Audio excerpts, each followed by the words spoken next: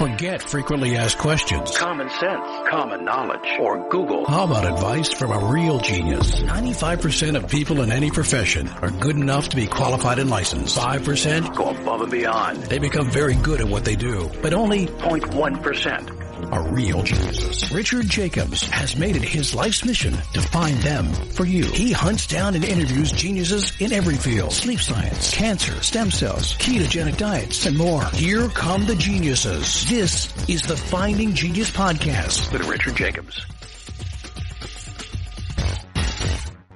Before we begin, a note from our sponsor. I'm Richard Jacobs, Executive Director of the nonprofit Finding Genius Foundation and host of the Finding Genius Podcast. In late 2016, I was rear-ended at 65 miles an hour by a truck on the highway, which sent me off-road into a ditch. The impact of the collision gave me a concussion and other injuries. At the hospital, a CT scan showed that I had thyroid nodules, which turned out to be cancer. It was then, when I had a biopsy in my neck, that I realized even if I was a millionaire, I wouldn't want a second or a third biopsy due to the pain and the invasiveness of it. And appointments at that time for thyroid experts were 3 to 6 months out. And I was worried about dying now, even if that was irrational. So because of this, I've decided to raise money to conduct a literature review on steroids, on the causes of anxiety and depression, a condition that affects well over 50 million people in the United States and hundreds of millions worldwide. Our goal is to create a codex, a guide that reveals all possible treatments for anxiety and depression for people that live with the condition, or for loved ones that have it, as my wife and my son do. To find out more about our fundraiser, visit findinggeniusfoundation.org and click on current initiatives. And now, to our guest. All right, so today I have Michael Dugan, MD. He's Biocept's Senior Vice President, Chief Medical Officer, and Medical Director. Biocept is spelled B-I-O-C-E-P-T. Dr. Dugan leads their clinical strategic development as Chief Marketing Officer and oversees their CAP-accredited CLIA clinical laboratory as a medical director. He's an experienced physician and biotech executive who has directed several major commercial reference laboratories, and he helped launch numerous novel molecular diagnostic assays and platforms used in oncology, infectious disease, and public health applications like cancer screening, monitoring, diagnosis, and therapy selection. Very, very extensive bio. We're going to talk today about Biocept's new liquid biopsy assay called CNSide. It's spelled C-N-S-I-D-E. Uses cerebrospinal fluid to detect and analyze metastatic cancer in the brain or spinal cord. So, Michael, thank you very much for coming. Thank you, Richard. If you would, tell me a bit about your background, and then I want to ask you about Biocept, how you came to the company and what it's working on. Sure. Well, I came to the company about a year ago. I'm a pathologist who has spent most of my career working with commercial laboratories and companies that were developing novel diagnostic tests, and came to Biocept because they were using some technology that was very interesting to look at tumor cells and tumor DNA in the blood.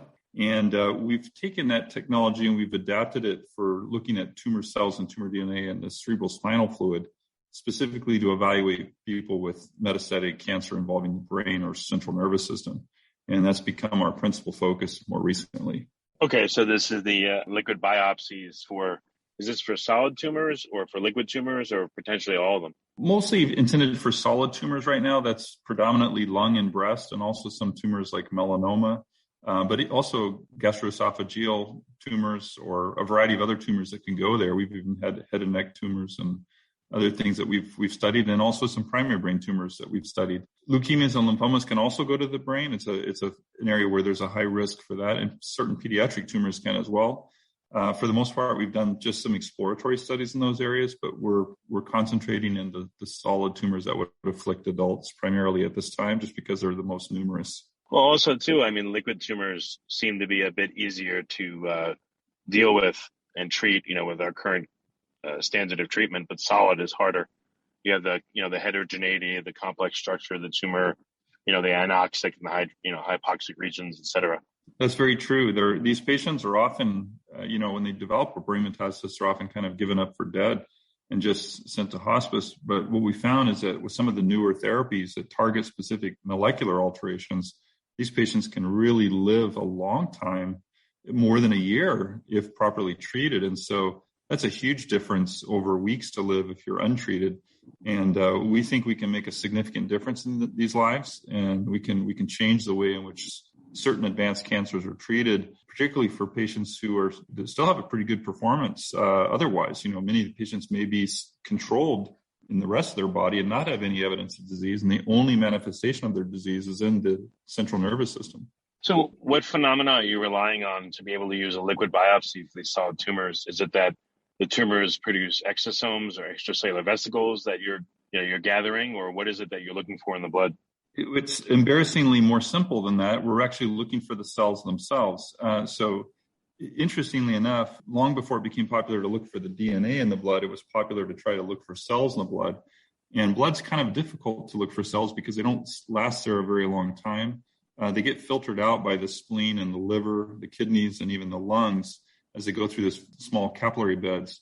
And so the half-life of a tumor cell in your body, unless it lodges and grows somewhere, is pretty short, probably less than an hour. And if it works its way through what's called a blood-brain barrier, or this structure in the brain, those little hollow spaces, the ventricles inside the brain, if it works its way in through there and gets into that fluid, it's kind of like a cul-de-sac. It just can move around a little bit, and sort of go back and forth, but doesn't really get back out of there into the bloodstream. So it gets trapped in there, and the cells can accumulate. And we have seen tremendous numbers of cells in these patients that have advanced presentations of tumor involving the brain that make it quite easy to capture them and quite easy to enumerate them in a quantitative fashion, which is helpful both for the diagnosis as well as for evaluating the treatment response.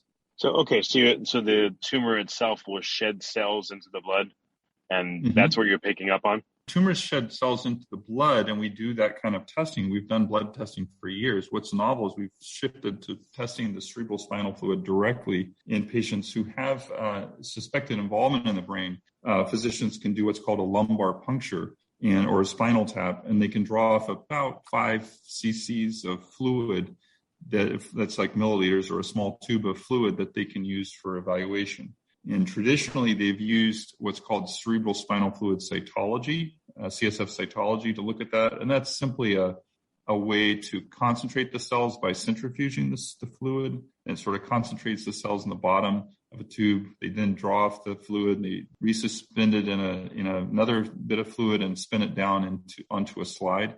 And they try to get that where they can look at a few of those cells on a slide. It's not really a great way to do it, because the cells get disrupted in that process, and they just have to, by luck, sort of adhere to a slide and then survive the staining process, and then they can be looked at under a microscope by a pathologist. So it's kind of a qualitative assessment, and it's subject to a lot of cell loss during the processing.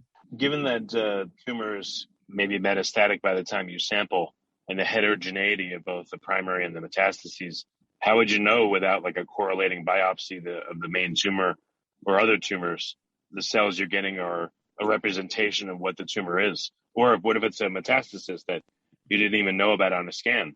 Definitely need a combination of approaches. Often sometimes they'll just treat brain tumors without any knowledge of their genetic composition. They'll just do radiation therapy. If they think that they may want to add a targeted therapy, they may pursue a biopsy. Where we have an advantage is when they have an advanced form of tumor, where there's plenty of these cells going around in the cerebral spinal fluid, we can actually pluck a small sample, isolate out enough cells to more thoroughly characterize them, and give them an answer with regard to the genetic composition of those cells that leads to, and I'm talking about, when I say genetic, I don't mean necessarily they're inherited genes, but genes that have been altered in the course of the development of the tumor. And we can use those to characterize the cells and then provide guidance that would be used for therapy decisions with more targeted agents. Okay. But again, the liquid biopsies that you guys are working on bringing into the clinic, what in particular are you looking for? And how do you know that it's going to give you the right signal? Like what kinds of cancers would this apply to? And again, what are you looking for in the blood? In the blood or the cerebral spinal fluid, we look for similar markers. These are typically markers like you may have heard of HER2/neu in breast, or EGFR in lung, or BRAF in melanoma. These are specific alterations that are seen in a high frequency of those cases, and they're associated with specific therapies that can inhibit those type of molecular alterations. So HER2/neu leads to the overexpression of a receptor on the surface of the cells that is targeted by a drug called trastuzumab. That's the generic name, or the more common trademark name is Herceptin. And we can identify cells that would have that marker. And that's important because sometimes the primary tumor might be HER2 negative, but when it metastasizes, it becomes HER2 positive. And as it turns out, the treatment with Herceptin or trastuzumab in that setting is very advantageous for the patient. They tend to do much better if they identify the HER2 positive cells and treat for that specific alteration. They can live for quite a bit longer than if they're treated in an untargeted way with more conventional chemotherapy. Before we continue, I've been personally funding the Finding Genius podcast for 4.5 years now, which has led to 2,700 plus interviews of clinicians, researchers, scientists, CEOs, and other amazing people who are working to advance science and improve our lives and our world.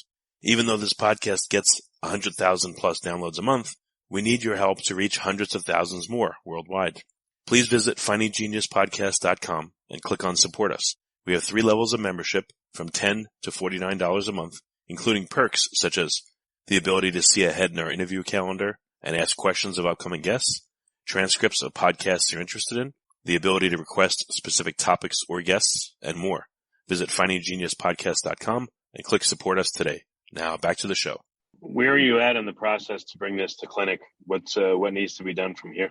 Well, it's a great question. We're actually already in the clinic. We're being used by academic institutions across the country. Many of them in the blood-based testing. This has been an area of fertile exploration for over a decade, and we've done many collaborative studies with institutions across the country. The area of cerebrospinal fluid is a much more novel area. It's just more recently been possible to do this. Basically, we're actually reviving a technology that was thought to be kind of passé, which was looking at the cells. Everybody in the blood space was kind of moving towards looking at just the DNA. And what we found is that the cells are very informative in the cerebrospinal fluid because they really tell you whether or not you have metastasis. So is there tumor? And that's a key decision point for therapeutic decisions downstream, because they might use radiation or chemo rather than a targeted agent. Secondarily, they might want to know, is there a specific molecular alteration for which I can use a targeted therapy? And so the question, is there a target for treatment, is sort of our second major question. And then thirdly, with this quantitative way of approaching the cell count, we can really inform the response to therapy in a way that's never been possible before, not even possible in blood, because in blood, the range of cell count is very small, whereas in the CSF, we're seeing tremendous range in cell counts from 100,000 or more down to single digits. We can track that over time and give a very precise indication of response to therapy, which we like to say, is there a trend? Why would there be so many in the CSF? How would the cancer cells get there? It's a good question. They kind of get in there in an insidious way. The body normally produces cerebrospinal fluid at quite a large rate. Your brain rather gets a very large amount of blood flow to it. About 20% of your blood flow in your entire body goes to your brain. And when it goes through there, squeezes through these very small little capillaries that do have some leakage of fluid that generates through some structure known as the choroid plexus in the ventricles, that provides the production of cerebrospinal fluid. And your brain kind of floats in that cerebrospinal fluid, which reduces its effective mass. It's kind of an organ that just has to be in a cushioned space for obvious reasons. And the fluid around it sort of bathes the brain, keeps it from being impacted by minor bumps and shakes and so forth like that. And normally that cerebrospinal fluid is really has very few cells. It's kind of like almost as close to water as you can get inside your body. If the tumor cells get into that space, they don't have a ready way to get out, and so they tend to accumulate in there, forming the basis of metastasis. What do you mean they form the basis? They build up and then they go out into the body and en masse, a bunch of them take up residence to become a metastasis? Or what do you mean? If you like this podcast, please click the link in the description to subscribe and review us on iTunes. Yeah, that's good. It's a good question.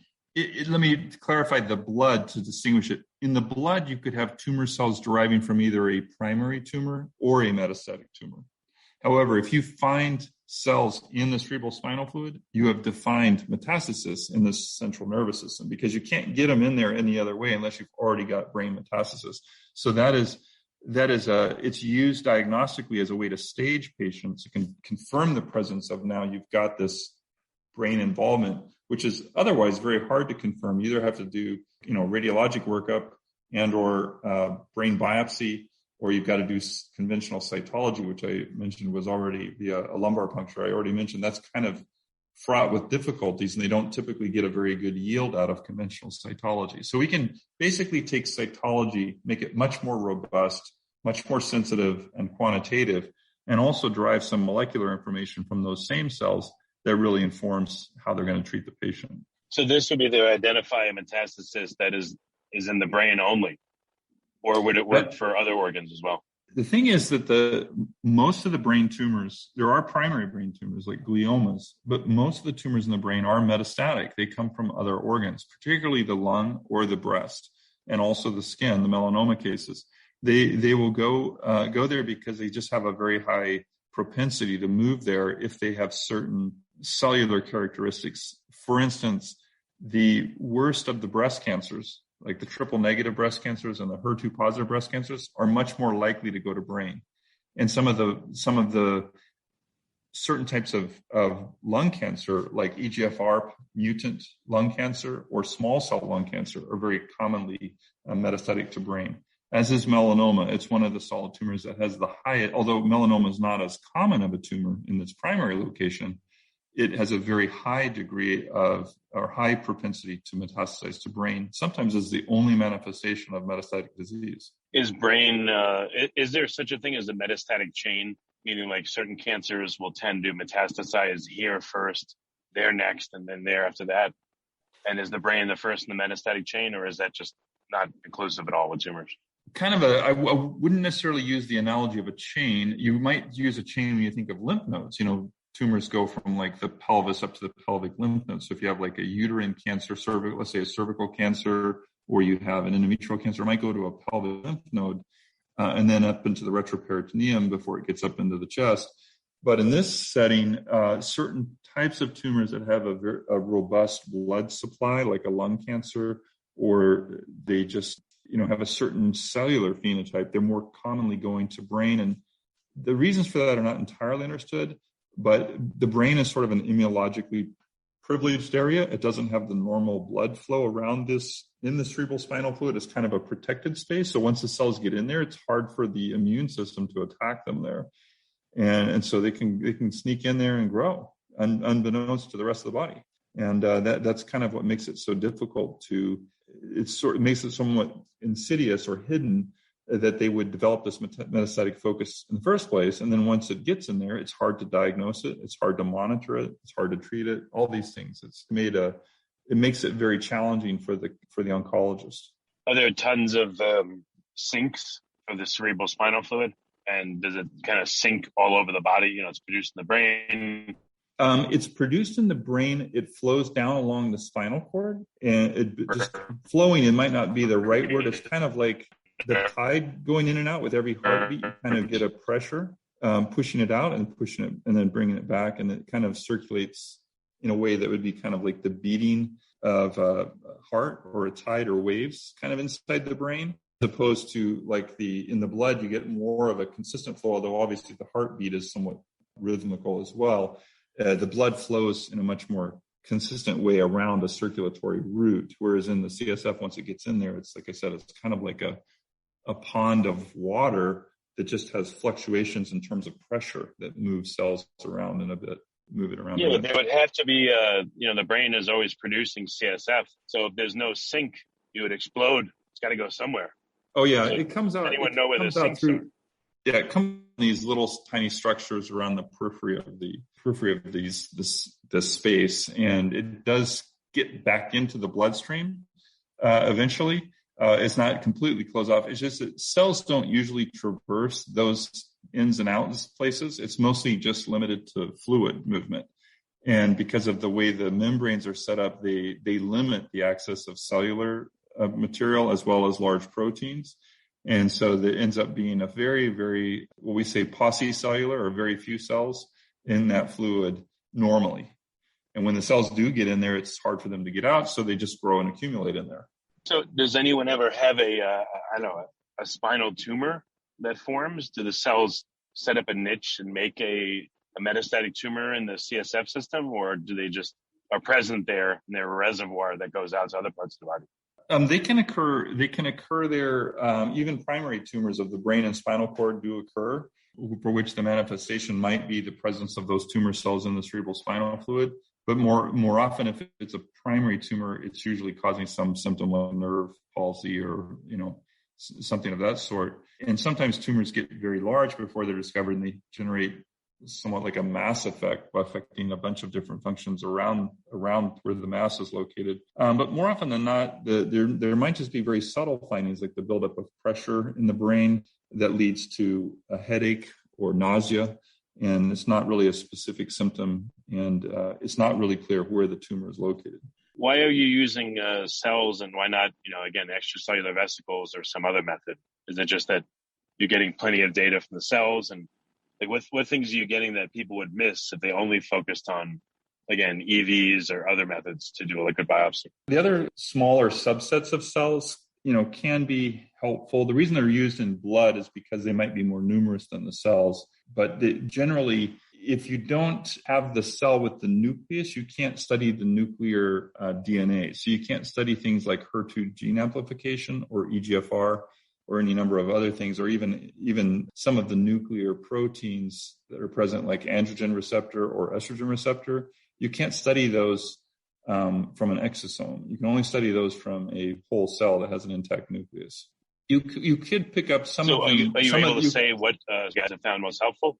You can pick up some information from DNA that's liberated from cells, but the context of that is somewhat different. And so it's very good, like DNA can be very good for looking at a single mutation. It might be a little harder to assess for amplifications or copy number variations of a gene, because it gets diluted out into a bunch of other cell-free DNA that derives from non-neoplastic cells. So when you have too much normal DNA and you've got this one abnormal DNA molecule, it's kind of like a needle in a haystack. So you have to have some way to concentrate it. And the way we can concentrate it in the cells is we can isolate those cells of interest, and then we can look at the DNA inside the nucleus with specific probes. Or we have ways to amplify DNA in a selective way to just look for the mutant DNA. How is this going to improve, clinical outcomes? How do you envision it being used properly?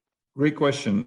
We're seeing some evidence from our KOLs, our key opinion leaders, right away, where they're saying, wow, I've never been able to do this before. They're finding things like molecular alterations that were not known in the primary tumor, but they're now seeing in the metastatic tumor in the brain, that they can use for a targeted approach. And the targeted approach, as I mentioned, like Herceptin, can lead to a much better survival. There are also some instances, like with lung cancer, where they might be on a specific therapy, say an EGFR inhibitor, but because the patient has derived a new mutation, they would switch to a different EGFR inhibitor. And so that's very helpful as well. And finally, they can actually just use the cell count to see whether or not the patient's improving or not. Because sometimes the cell count movement precedes the symptoms that they'll observe. And so they want to follow the patient's symptoms and see that they're getting better. That might not happen for a few weeks or months after the start of therapy. And it's not practical to do an MRI scan of the brain every week. So they end up waiting like 8 to 12 weeks to do another imaging. It depends how the patient's doing. Let's say 6 to 8 weeks at least to do another imaging. Well, we can have a lot of things going on in 6 weeks. And we can sample that patient repeatedly, if need be, to really evaluate how they're doing. Okay. So what are the next steps for you guys over the next, few years here? What's going to be happening? What kind of, what's the advancement of the project? Or is this simply getting it into more clinics, or, what's the path forward? Well, it's a multi-pronged approach. So amongst the various things we're doing is we're expanding our experience with the assay and expanding our ability to do it for more tumor types. So we have ongoing validation studies to look at a wider variety of tumors than what we initially launched. We initially launched just looking at lung and breast cancers. We anticipate expanding the number of tumors that we can accommodate in the near future. We're also starting some very pivotal clinical studies on the heels of some of the preliminary findings that we found, that some of which has been presented in posters and abstract presentations and is making its way into publications, we're going to embark on a more informative clinical study that's going to specifically look at the use of the test as a therapy response monitoring tool and a diagnostic tool for these patients with metastatic cancer. And then finally, we're also working to expand our capacity for the test. We've implemented a lot of new ways of processing these samples with more automation, improved channel design, improved antibody cocktails, all sorts of stuff that we're doing to really improve the mechanics of the assay so that we can accommodate more samples and do it more efficiently. And finally, we're actually,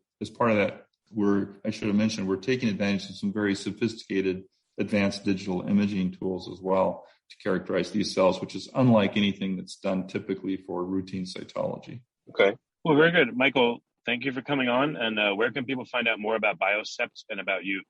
We're happy to welcome you to the biocept.com website. We have we're in the process of really upgrading that website with some more information and redesign, and we have featured on there some recent webinars that we've done. One we did in April with three leading KOLs, and we just recently did another one with the College of American Pathologists newsletter. This is called the CAP Today, and CAP Today did a webcast just about a week and a half ago that's available as well.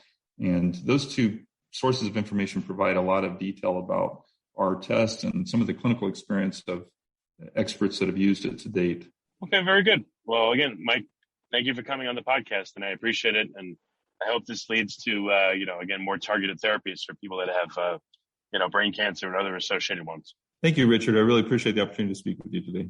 If you like this podcast, please click the link in the description to subscribe and review us on iTunes. You've been listening to the Finding Genius podcast with Richard Jacobs. If you like what you hear, be sure to review and subscribe to the Finding Genius podcast on iTunes or wherever you listen to podcasts. And want to be smarter than everybody else? Become a premium member at findinggeniuspodcast.com. This podcast is for information only. No advice of any kind is being given. Any action you take or don't take as a result of listening is your sole responsibility. Consult professionals when advice is needed.